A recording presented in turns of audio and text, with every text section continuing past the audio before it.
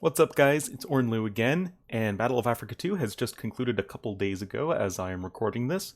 So now would be a wonderful time to do another tournament recap, fallout, one might say, aftermath, discussion video thing like I've done for the past couple tournaments. What went well for the tournament on a more macro scale, what could be improved on, and what we should, I guess, take away from the tournament as a community. So I have, boom, thought of a few different things that I would like to talk about. And here is the list. I'm just going to go through them in order. Before I get into this, though, obviously, spoilers, spoiler alert. If you haven't seen the tournament finals, definitely go check those out because I'm going to spoil it. So, first and foremost results, we did see AM barely squeaking out by over Team Secret in the finals, winning 5-4 in a really close series, even though the games themselves were often really one-sided, but the series itself was really close, so it was kind of weird. But overall, I think it was a good tournament. Viewership was good. It wasn't as good as Hidden Cup, but it is a team game tournament, which generally has lower viewership for whatever reason. And I mean, it wasn't a T90 tournament. And yeah, it's been a while since the first Battle of Africa, but still, viewership was very good. I think overall the tournament didn't have too many hiccups. And yeah, overall, I think it was a successful tournament, and I hope Memb is happy with it. Because yeah, he was able to announce King of the Desert 3 as well. So yeah, lots of good stuff happening here. There wasn't too much drama, but yeah, I'll get into that in a little bit. So overall, it is the first DE team game tournament. It's 3v3, obviously. And unfortunately, due to game stability issues, we had to play on a previous patch, which meant that Persians and Khmer jumped to mind as being especially strong because they hadn't been nerfed yet. And the whole lack of stability thing definitely was a bit of a problem for the tournament. Obviously, it's not under anyone's control as far as tournament organization or the players, but it's just something that everyone just kind of had to live with. But I don't think that was too big of a deal in the long run. And I am glad that we actually have a team game tournament now, because there's definitely, I think, a hole in the community as far as, well, lack of team game tournaments. Everything's 1v1 because they are way easier to organize. They tend to have better viewership. And yeah, it's the prize pool doesn't have to be as big because you don't have to divide up the money between several players. I think that it was a good idea to go for 3v3 because 3v3, in my opinion, is probably the most competitive format because you have the pocket who has to split duties between either flank, and therefore there is the most coordination needed between all the teammates as opposed to 2v2, which is, well, just the two of you, and 4v4, which is kind of like the two players each just pair off to their respective sides for the most part. So I think that was all very good. And I guess seating and format. Let's do the easy one first. Format, I think was fairly good. The maps were pretty good, I would say. Fair amount of diversity there. The Civ draft, I would say, was successful mostly.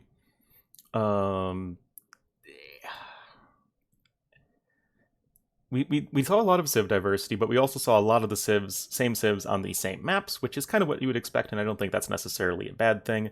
But we did see the meta start to develop over time. A lot of these maps were really weird, so they weren't really figured out until towards the end of the tournament, which is really good.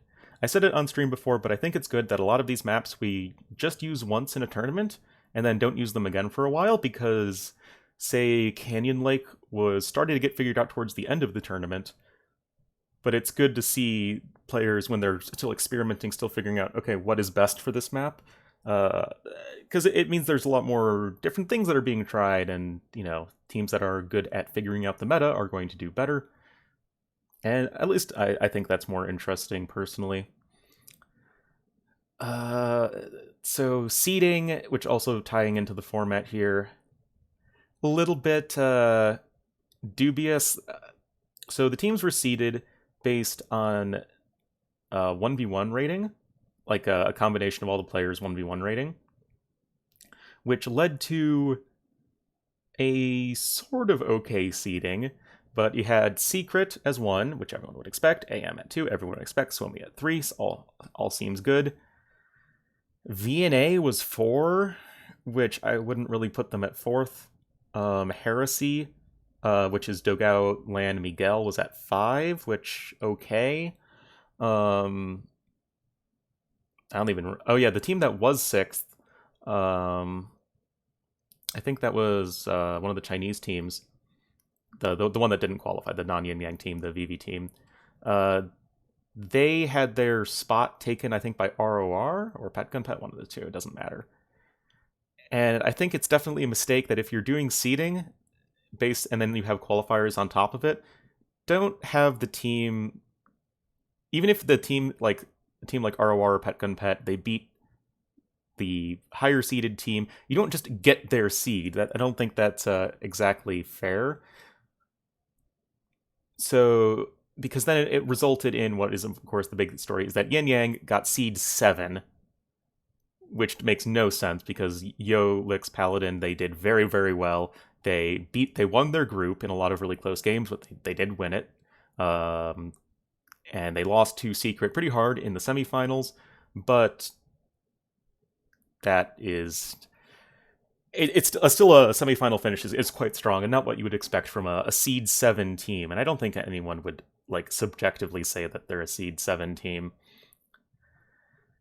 Unfortunately, there aren't really great seeding methods out there. You can't really do team game rating because the team game ladder is kind of not a great indicator of skill, just because the team games have been so weird for so long. And most time, high level players just organize custom lobbies as far as team games goes, because that's just way easier.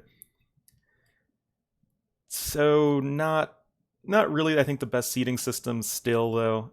I mean, hopefully in the future we just use past tournament results as seeding methods, but you can't really use pre-DE tournament results because that's not really fair because it's a different game. So like you kind of have to do something, but I think the biggest flaw, I guess, was the lower teams coming in taking the seedings of the teams they beat, because that just kind of resulted in some really bad groups. So that of course goes to the other thing. We had 2 round robin groups of 4, 8 teams total, obviously, and then the winner of Group A faced the second place of. Wait, no. It was a direct spot into the semifinals for the winners of the group, and then the second and third faced the second and third of the other group, if that makes sense. But it resulted in Group A, Secret, Suomi, Heresy, and Yin Yang. SY. That is 4 of the best 5 teams, arguably. In fact, I would actually say that is very decisively 4 of the best 5 teams. With Group B being AM, which is the other one, and then Pet Gun Pet and ROR, which it's great that they had this opportunity to show themselves, I guess, and get that tournament experience and sort of get that spotlight on the big stage, so to say, but they were not at the level of the other teams. They did not win a single set. I think they might have even only taken 1 map or something off of any team other than each other. And then, oh yeah, the other one was VNA, who I would say is just seed 6 right now.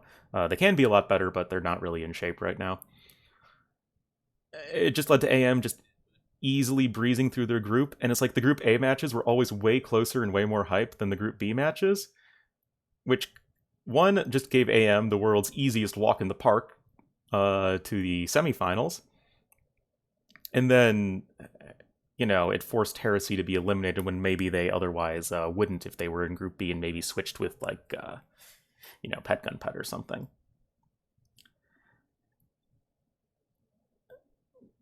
I think that the round robin ended up working out okay, but I still think that it can lead to matches that are perhaps not very important.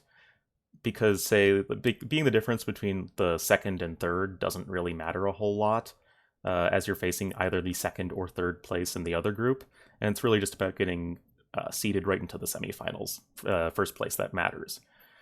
So, personally, I think we should stray away from round robins in the future, but I understand why they're there. They give lots of matches, and it gives teams lots of chances to show themselves and extends the length of the tournament, which is, up to a point, a good thing.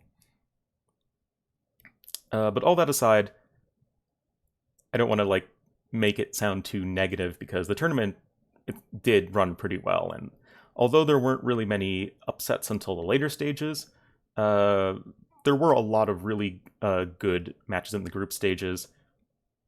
In Group A, none of the sets in Group B were very good, in my opinion. And that, I think, says a lot. Group A had a lot of really great matches, and had, I think, the one big upset in the group stage, which was Yin Yang edging out over Secret, that was a really insane series. But in terms of broadcast days, I would cast 4 series in a day, which I would say, minor point, I don't want to have to cast 4 best of 5s in a day. I think the days were a little too long, personally. I think maybe we could have split it up a little bit more, but that's a minor detail. It's I would cast 2 sets, the Group B matches, because it was always the Group B matches the worst ones, and then the Group A matches the better ones. And it's it would be so boring and so sad, just because it would always be a stomp. Either VNA or AM would just clap their opponent. And then, except for the one ROR versus Petgun Pet match, which was supposed to be close, but then ROR just ended up playing way better than Petgun Pet, and that wasn't even very good either. And then AM clapped to VNA, so that wasn't great either. So I think that we need to, if we're doing 2 separate groups for an 8-team tournament, perhaps we need to bit more carefully figure out, okay, who's in what group, and try and make the groups competitive. And I think a little bit of the controversy there was because it was set up so that the semifinal teams would be exactly AM, Suomi, Secret, and Yin Yang. But I don't think it's good to try and fabricate the bracket just so that you get the semifinals that you want, and then finals.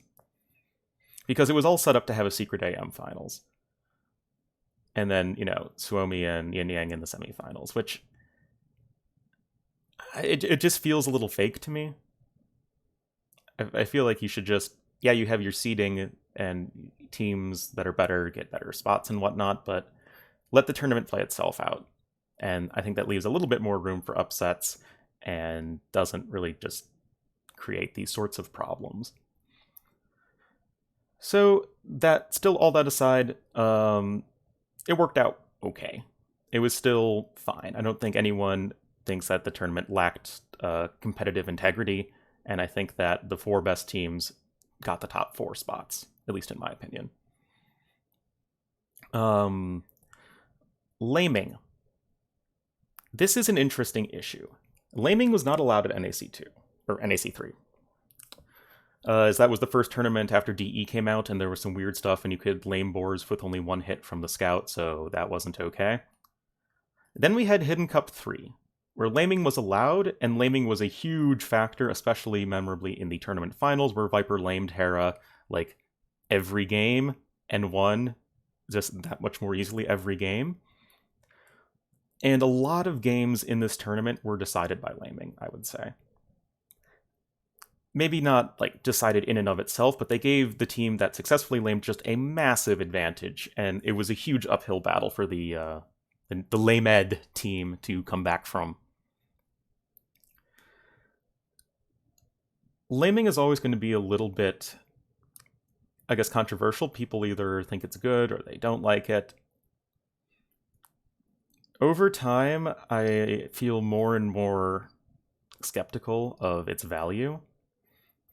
It makes the Dark Age potentially more interesting, but I feel like does it really add anything? Like, it takes some skill to lame, but it's not that crazy. Um, and you just get so many situations where, in the Coliseum, I think it was in the grand final, where it's just AM lamed, I think, like 2 rhinos or something like that from Secret, and they just instantly won because of it. It feels kind of cheap, right? Maybe, like, I think it's probably, like, it's fine to, like, lame goats and stuff, but laming elephants or boars or whatever, it probably just is a little too strong for how hard it is to execute and how random it is, in terms of, oh, somebody might have forward boars and the other person has back boars, so, like, okay, you can't really stop the lame. And matches that are decided by laming are not good. Like, if a game is just decided super early on because one team successfully lamed the other really effectively, that's not a very interesting game to watch. It's probably not a very interesting one to play either. So, personally, I think we should stray away from allowing people to lame boars. Maybe even have it so scouts are unable to attack boars in the same way that they're unable to attack deer. I know a lot of people are gonna say I'm crazy for that, and like laming is a core part of the game, but I just don't really see it adding a whole lot, especially in these very, very tight high-level tournament uh, situations, I guess. Anyway, recorded games. So the tournament was run on all recorded games up until the grand final, which was played live. I think the recorded games were really important. It let everyone have a much more consistent, like we start now, and then we run the games, have a similarly spaced breaks in between them, and didn't have crazy long waiting period, except for the finals, which ironically had a ton of really long breaks in them that felt like random in length. Where it's like, oh, okay, now we're just gonna have to wait for 5 minutes. Oh, it's another 5 minutes. Oh, it's another 5 minutes. I feel like that's really bad in terms of killing hype and stuff. So that if we do live matches, which is obviously preferable to Rex, right? We need to do a better job as a community at running a tighter ship. If you have breaks, which you need breaks, have them a fixed length. We see this in other esports. Like, they're all done live, right? AoE is like the only place that does Rex. And they all have very, very streamlined, like, okay, here we'll have a 2-minute break, and then we'll get on to the next game. It's not, okay, we'll be back in a few minutes, and then, oh, nope, this person's not back yet. Oh, we're waiting. Oh, the game started. It just feels very random and very not professional, I would say. I shouldn't have to be killing time for 20 minutes just wondering when the next game is going to start. And this is not something that is exclusive to BoA2, but I think it is something that we need to address collectively as a community going forward, especially as we have larger prize pools and we have a more and more professional game esports scene. We're on Liquipedia now. Come on, we can do better. That said, everything that was recorded games worked out a lot better in terms of just a better show, and I don't think there was really any hype lost from the fact that we were watching recorded games. Is this true in the long run? I don't think recorded games can be like, it's not the future. It's more of a short-term solution, because we can't actually, right now in the Age of Empires community, you cannot put on a live show that doesn't have just massive delays. Just look at ECL. The ECL finals live, just massive delays everywhere, and it was a big problem. Like, this was nowhere near as bad, but I think it's something that we need to look at going forward. Anyway, for the game stuff, we have a nice stat spreadsheet. See if I can zoom in a little bit. And here we have all the Civ win rates and stuff. So I thought I would go and talk about a few of the more noticeable things as far as like the actual Civs and maps go. Bulgarians having the highest win rate. Oh man, they only had 11 games. I wouldn't take a whole lot from it, other than the fact that Bulgarians are viable. Saracens, I think, were probably the biggest breakout Civ of the tournament. 63% win rate over 30 games is pretty bonkers, and they were banned a bunch of times. It's the power of Saracen team bonus plus the Saracen, Civ-specific bonus of the extra damage per age with archers against buildings. It can really just ruin someone's day in Feudal Age just to have a bunch of archers and scouts punch into your base. So, yeah, Saracens, I think, are definitely looking like a lot scarier flank. Or, is that Saracens? Did I say Slavs? Saracens! Slavs are the next ones I wanted to talk about in my notes because their win rate was not very good. Here they are, 26 games and a 35% win rate. That's not good. Personally, I think it is more a factor of where they were played. So we look at the Matrix. They were played primarily on Colosseum in Pocket against Magyars. And yeah, like maybe a little bit on Beach Fight as well because of the farming bonus. I really don't think that Slavs were the best pick there. So I think that's honestly teams not using the Civ to its fullest potential. And some other things is that due to the Civ drafting format, we actually got to see almost all the Civs, a fair amount. Like, other than a few outliers, Bulgarians and Turks having very low pick rates, Koreans maybe a little bit as well, but we saw most of the Civs in most of the series. So that's really good. I'm glad, like, this is another point in favor of Civ draft, I would say. Something also that I think is a point in favor of this is the map distribution. It wasn't, like, amazing in terms of, like, all the maps are played the same amount, but Arabia, 50 times, obviously it's a set map, so don't really count that one. And everything else is kind of between 8 and then 22, with a reasonably even distribution. I think that's really good. I think it speaks a lot to a map pool if people are picking different maps, and then different civs for the maps, because Arabia is going to be the least diverse, because it's the most figured out map.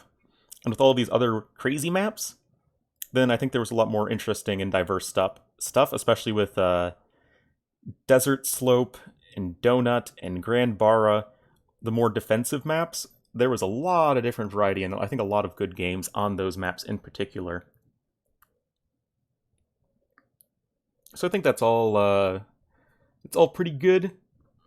But yeah, obviously Arabia being the most meta, you can see that Ethiopians picked on Arabia 32 times. Vietnamese probably something similar, 25. Mayans 36. Like all of that is it is very clear that the meta is figured out, so to say.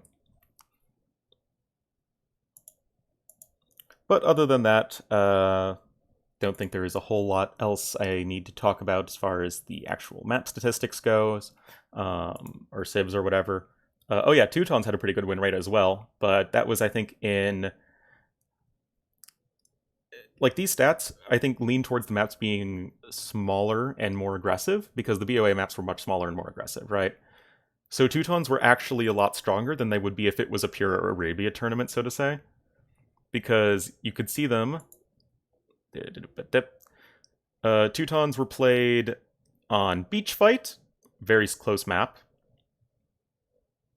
They were played on Donut and Natsakotra, all very closed maps. So I think that it shows that the map pool has a pretty big interaction on the civs that are picked. As like, it's not just balance, right? The maps determine the civs to some degree, and I think that if you can get a good map pool, which encourages diversity, I think that is good. Yeah, good stuff. But yeah, that's I think all I had to say on that. Whoa. Whoa! There we go. So I think that was most of what I wanted to talk about for BoA2. Really fun tournament. Cast most of it. Cast all of the main event, and then there was Gold League, which I think is also really great in terms of giving the lower tier teams, or not lower tier teams, second tier teams, the opportunity to play and have something to fight for, I guess, in terms of prize pool. So that's all, I think, very good. Obviously, there were a few mistakes, few things that could be improved on, but that's why I'm making these videos, so that we can, as a community, collectively move forward together and make each successive event better and better and better. So yeah, that is all good. Thank you guys so much for watching. I hope you enjoyed this little chat, this little discussion. But yeah, definitely let me know what you thought about the tournament in the comments, and I'll see you guys next time.